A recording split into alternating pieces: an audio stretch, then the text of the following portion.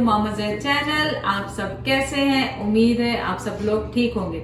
चलिए आज हमारे साथ हैं पापा जैद आपको सिखाएंगे नमकीन, पंजाबी नमकीन गोश्त जो हमेशा से इनके घर में ईद पे बनता है। तो आज ये रेसिपी आपके साथ शेयर करेंगे। तो सिखाना मैंने क्या है कि मोस्ट घरानों में ईद के मौके पे चूंकि गोश्त बहुत होता है तो लोग फिर ये बनाते हैं, उसके साथ फिर आपको कोई जरूरत नहीं रोटी खाने की कुछ करने की। और मैंने कहाँ से सीखा ये, चूंकि हमारे वालिद साहब वो ये बनाते थे ईद के मौके पे। उन्होंने कहा जी अब ये काम मेरा, मैं बनाऊंगा गोश्त। फिर उसके बाद वालदा भी हमारी बनाती थी, फिर मेरे बड़े भाई वो बनाते थे, मैं भी। तो ये बहुत ही सिंपल है आसवा। इसमें एक कॉन्सेप्ट है, वो कहते हैं कि ईद का जो गोश्त है जी चर्बी बहुत होती है। मैं ये भी क्लियर कर दूं, वो स्पेशली ईद की वजह से चर्बी बहुत नहीं, वो चूंकि ईद के बकरों को लोग माशाल्लाह बड़ा हेल्दी चीजें खिलाते हैं, दबा के उनकी सेहत बनाते हैं। तो मेरा जो अपना ख्याल है कि उसमें वो फैट चर्बी ज्यादा आ जाती है, तो उसी चर्बी में फिर वो पकता है। लेकिन मैं कहता हूँ अगर ऐसा गोश्त हो जिसमें चर्बी हो ना, कमजोर बकरा बेचारा, मुझे तो इसमें चर्बी नजर नहीं आती। ये डाइट पे था। उसके लिए जरूरी है कि चर्बी का होना ना, तो फिर आप घी नहीं डालते, बिल्कुल जीरो घी, जो उसकी अपनी चर्बी है, फैट्स है, उसी में वो पकता है। आपने सिर्फ नमक, बहुत सारे लोग तो कुछ भी नहीं डालते, लेकिन इसमें नमक, ये जो थोड़ी सी हीक मारने के लिए आपको क्या बोलते हैं, अदरक लहसुन हो गया, प्याज थोड़ा सा डाल दें। और एंड में काली मिर्च का टेस्ट, जिससे कहते हैं ना काली मिर्च वाला, फीका आपने बनाना, लेकिन काली मिर्च फिर काउंट करती है। तो ये हमारे घर का रूटीन है। हम बचपन से हम जो देखते आ रहे हैं घर में ये पकता ईद, बड़ी ईद के मौके पे, बकरा ईद के मौके। चलिए रेसिपी स्टार्ट करते हैं नाउ। तो सबसे पहले हमने लिया प्रेशर कुकर। आप इसे नॉर्मल उसमें भी बना सकते हैं, मोस्टली ये लोग नॉर्मल पॉट में बनाते हैं, प्रेशर कुकर में नहीं, क्योंकि ये कॉन्सेप्ट है कि स्लो कुक होगा तो ज्यादा फ्लेवर आएगा। पर मेरा ख्याल इसमें कोई डिफरेंस नहीं होता। तो 1 किलो जो ये गोश्त है बोन्स के साथ, ये इसमें जा रहा है।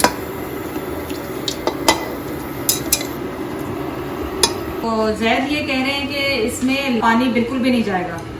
तो 2 बड़ी मीडियम साइज की प्याज है, इनको रफली चॉप करके आपने ऐसे ही डाल देना मोटा मोटा, क्योंकि प्रेशर कुकर में तो वैसे ही वो गल जाएगा। जिस तरह का आपने इसको धोया है ना, वॉश किया, उसी का जो पानी इसके अंदर जो रह गया, जो अंदर वही काफी। अलग से पानी नहीं डालते, अलग से घी नहीं डालते। लेकिन अभी हमने ये देखना है, चूंकि इसमें फैट बहुत ही कम है, चर्बी ना होने के बराबर है, तो क्या इसमें नीचे लगना तो नहीं शुरू हो जाएगा, ये देखेंगे। नमक कितना डालूं? नमक जितना टेस्ट के मुताबिक, जितना नमक आप अपने टेस्ट के हिसाब से डालें। मैं 1 टीस्पून डाल रही हूँ, फिर कम और ज्यादा बात। तो स्पून कहाँ हुआ? मेरा अंदाजा है स्पून रहे। 1 table spoon ginger garlic paste जा रहा है इसमें, और 4 क्लोव्स हैं इसमें लहसुन के फ्रेश, तो खुद ही गल के टुकड़े हो जाएंगे। अब आप इसको इसी में हल्की आंच पे छोड़ दें ताकि इसका पानी निकलना शुरू हो जाए। प्याज है, गोश्त है, इसका पानी निकले। मैंने कहा बहुत ही सिंपल है। अभी पिछली शायद मैं वहाँ था या उससे पहले मैंने खुद बना के, हमने दोस्तों ने खाया, जो देखेंगे उनको पता है कि मैं ऐसे नहीं कर रहा। इतना फ्लेवर्ड वो बनता है, इतना अच्छा बनता है कि आपको जरूरत नहीं होती कि आपको रोटी ब्रेड कुछ खाओ, उसी को बोटियों को खाते जाते हो और आप फुल हो जाते हैं। इतना टेस्टी होता है।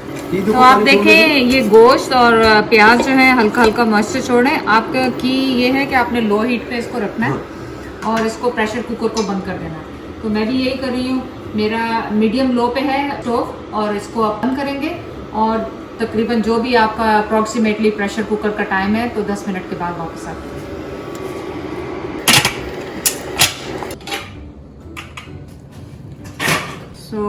हाँ, पानी तो छोड़ा है उसने। मेरी बात को एग्री पानी तो गोश्त ने छोड़ दिया है आपको। लेकिन अगर आपको डाउट हो कि आपका गोश्त पानी नहीं छोड़ेगा, तो उसको जलाने की बजाय आप उसमें 1/4 कप पानी डाल लें, तो बचत हो जाएगी आपकी।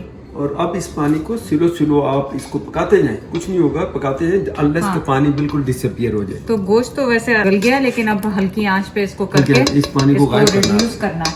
मतलब बिल्कुल ड्राई बनता है, क्योंकि आपको पता है ईद पे इतना गोश्त होता है, तो वहाँ शोरबे वाला गोश्त तो ईद पे बनता ही नहीं है। किसने खाना? तो इसको ड्राई करेंगे अब साथ साथ, और काली मिर्ची और जो भी कुछ डालना है इसके अंदर डालेंगे। ये स्लो और कपकों को पानी गायब होता जाएगा और ये बोटियां ड्राई होती जाएंगी। मैंने कहा ये बेशक शुरू में भी अगर डाल दें कोई फर्क नहीं, लेकिन अभी काली मिर्च इसको डाल दें, ब्लैक पेपर, और अभी स्लो पानी को गायब करते जाए ताकि ये इसका फ्लेवर उसके अंदर।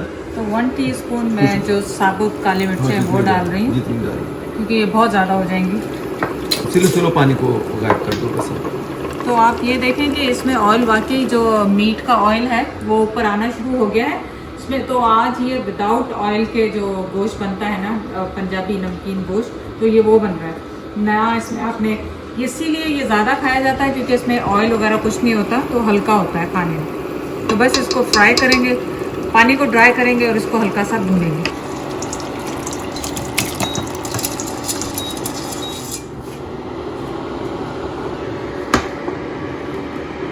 बस अब आप इसको रिड्यूस होना, तो आप ये देखें कि पानी काफ़ी सारा रिड्यूस हो गया और प्याज वगैरह धुल के थिक हो गया है, लेकिन इसको बिल्कुल हमने ड्राई करना है ताकि थोड़ा सा ब्राउन सा हो जाए। अभी और ड्राई होना और ताकि ये बिल्कुल खुश्क इसके साथ। और जैद का बस नहीं चल रहा है कि बोटी उठाएं और मुंह में डाल लें। देखो ईद पे ड्राई होना चाहिए। आप इतना गोश्त होता है ना, और कुछ ना खाओ, ना ऑयली खाओ, ना मिर्चे मसाले खा के भी पेट अपसेट हो जाता है। ये सिंपल ईद के लिए स्पेशल।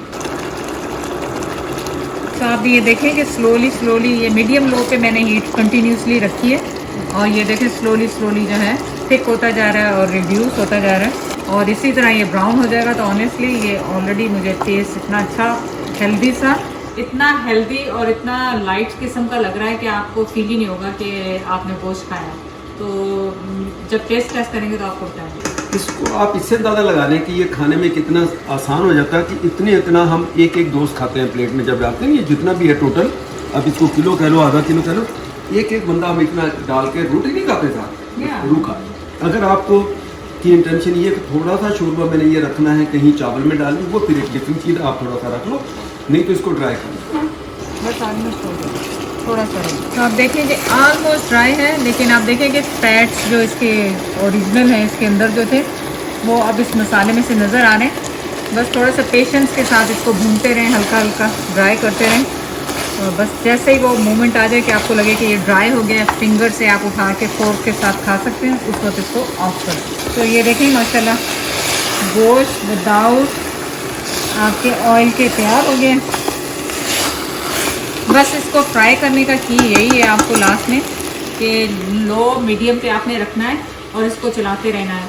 ऑयल जब नहीं डाला है तो ज़रा इसको लगने का डर है, तो आपने कंटिन्यूसली चलाते रहना है और बस लो मीडियम पे रखना है। और इतनी आसान रेसिपी आप सोचें कि कुछ भी नहीं आपको करना है इसके लिए, कोई मसाले की तैयारी नहीं, कोई कुछ नहीं है, फटाफट बनाएं और बना के रख लें, जैसे ही कोई आए उसके आगे सर्व करें उसको। चलें जी, आ गया है आपका फेवरेट टाइम कि इसको डिश आउट करें।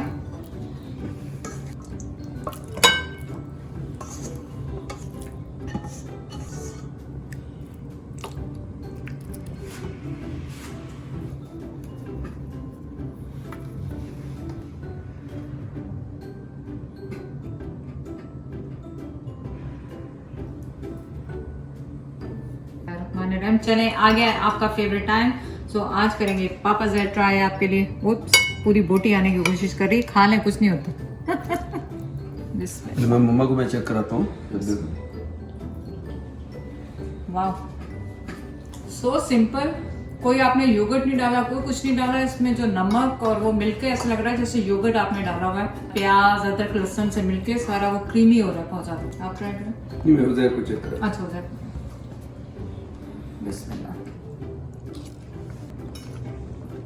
वाह, तो ये रेसिपी मस्ट ट्राई रेसिपी है, इतनी आसान रेसिपी। बिस्मिल्लाह।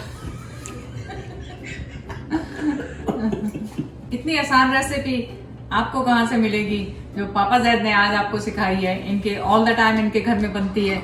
आप जाके ईद पे ज़रूर इसे ट्राई करें। ईद की खुशियों में मुझे और मेरी फैमिली को अपनी दुआओं में याद रखें। आप सब मेरी दुआओं में शामिल हैं। अल्लाह हाफिज़।